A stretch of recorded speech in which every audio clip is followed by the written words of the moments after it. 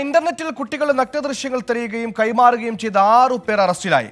Operation P ഹണ്ടിന്റെ ഭാഗമായി Kerala police നടത്തിയ സംസ്ഥാന വ്യാപക പരിശോധനയിൽ 37 കേസുകളാണ് രജിസ്റ്റർ ചെയ്തത്. പരിശോധനയിൽ 170 ഇലക്ട്രോണിക് ഉപകരണങ്ങളും പിടിച്ചെടുത്തു.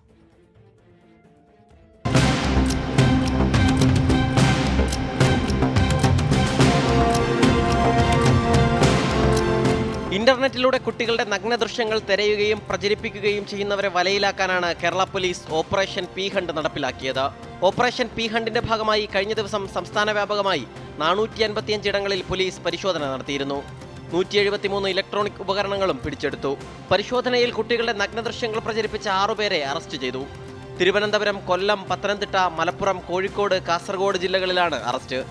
11 ജില്ലകളിലായി 37 കേസുകളും പോലീസ് രജിസ്റ്റർ ചെയ്തിട്ടുണ്ട്. മലപ്പുറം ജില്ലയിലാണ് ഏറ്റവും കൂടുതൽ പരിശോധനകൾ നടന്നത്.